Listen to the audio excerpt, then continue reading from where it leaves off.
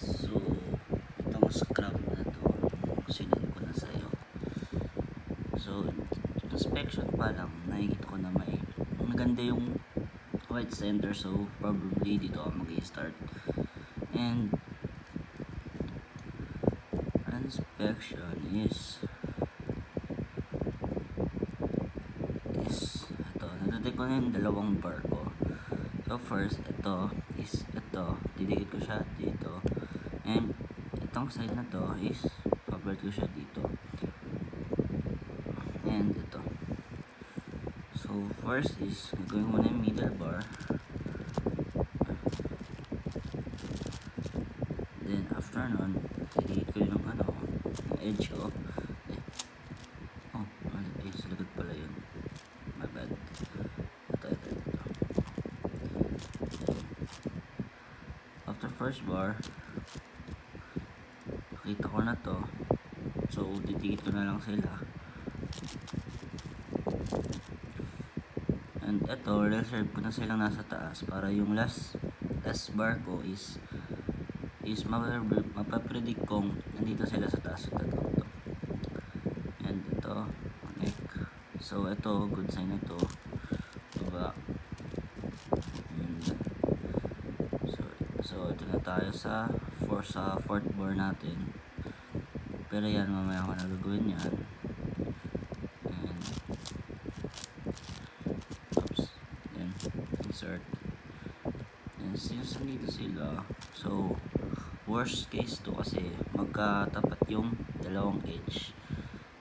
Corner edge. So, gagawin ko is ganito. Hanapin ko lang yung corner edge. And, insert. So, ito, nakita ko is nakalagay na yung corner edge nila. So, didikit ko na lang yung itong dalawa nila. So, hindi ko muna gagawin yung center ko. So ito, nakita ko rin good sign to. Hanapin ko na lang yung missing corner. Tapos, ayun din. Then, insert. Ito, nakita ko magandang pair to. Then, so, since nakita ko naman na may naka-reserve na dito, bababa ko siya. Pero maganda din naman to. Para hindi mo na siya kailangan ibaba. Tapos, insert na lang. Then, insert. Tapos, insert. Sa POV ko kasi ganito ako mag-sub. So, hindi na ako nasanay sa 5x5 na pagano'n mag-sub. Paano ba? Ayan. So, ito, ganito yung POV ko. Nakita ko ito. Dikit ko na siya. Nakita ko rin ito. So, di ko muna siya aakyat probably. Then, tatapat ko siya dito para gawin na lang yung then, insert. Tapos, since ito, nakita ko siya, magandang sign na first edge ko. So, ka-insert ko, hanapin ko na yung orange. Tataas ko muna siya. So, ito, middle. Ito, nakita ko naman good siya. Tatabi ko na yan. Just hindi ko pa mahanap yung orange edge is pretoin ko muna yung red. So, nakita ko yung orange nandito kanina dumaan. So, babalik ko siya. Since nakita ko mostly puro blue nakikita ko, unahin ko. So, ito, nakita ko na yung red. So, ito muna siya, bababa ko muna siya. Insert, lagay sa likod. Tapos, hanapin ko na yung blue. Sakto, nandun na yung blue. Tapos, ayan, proceed na tayo sa first four centers. Hindi, L4A pala. L4A. So, kasi diba dito ako natapos. So, makikita ko, ang good is blue. Kasi, ito, patapos na yung bar niya. And, ito din, patapos na rin yung bar niya. I-insert ko na lang ito.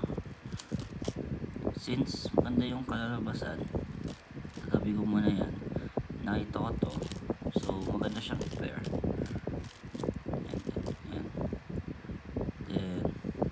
next is ito and ito. So, taas, insert, baba. Sakto rin, may ano. And nakikita ko, para hindi na ako umakit sa taas, para tumingin pa sa taas, is nakita ko na ito. So, papartner ko lang siya dito. Ang gagawin ko is, ganito ko lang siya. Insert. Then, ito. Then, kanina sa baba lang na, diba? Insert na lang. Then, ito, nakita ko. So, isa-save ko muna siya. Then, papasok ko to. I-insert ko muna to para save sila sa taas. Then, ito, papasok ko siya dito. Yan, para then, nahanap ko na lang ng yan. Tapos, insert. Then, ito, nakita ko. So, good side to, good case to. Ay, tama na pala. Babalik ko sana para maipakita ko.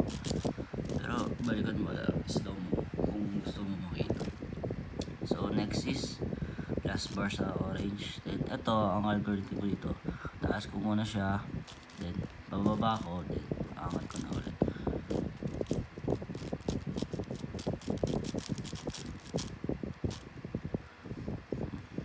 Next is, since ito good pair na to, ayoko nang tanggalin yan. Ang hanapin ko na lang is ipapalit ko tong hindi unahin ko na lang muna tong edge bar ay middle ano. Then next is hanap ako ng middle.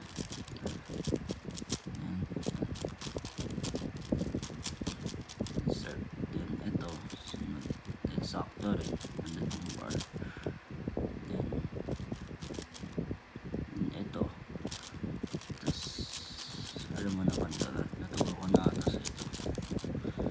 Since ayan, nakita ko ng good ano siya, good case. Ayan, pero ito slot isa-save ko to kasi ayan, pero unahin ko lang sila sa grid para di na ako maghahanap-hanap pa. Then tapusin mo na lang yung plus white edge mo. Then proceed ka na sa sa edges mo. Then ito nakita ko. So, ako kasi hindi ko siya binubulay sunod-sunod. Alam mo naman yun. Kasi sa 5x5 ano ko palang gano'n na magsud. Ito nakita ko. And ito.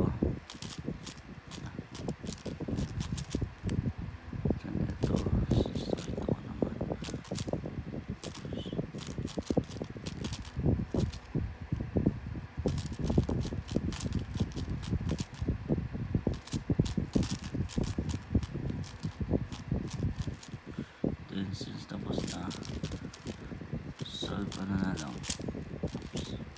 Then ito na tayo sa L4E. Ito nakita ko ito. So po nakita ko rin to para insert ko na lang. So dalawang cross na inubo. Then sakto walang parity. Then ito dito insert. Ito to insert. Since ito makakaroon ng parity, alam ko unahin ko na lang yung grid. Then algorithm sa ayan, finish 3x3 stage.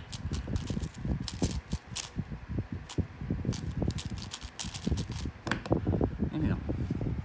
Pero wait, sa nakita ko kasi dun sa PLN mo, try mo i-learn yung kasi pag ganito mahirapan kayo. Pero madali lang pala. Madali lang pala. Pero sa akin kasi ginagawa ko ganitong algorithm para alam mo hindi na ako magkato-gato.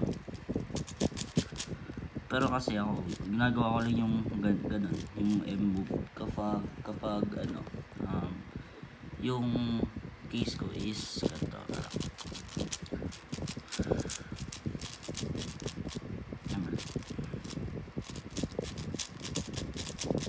Is ganito.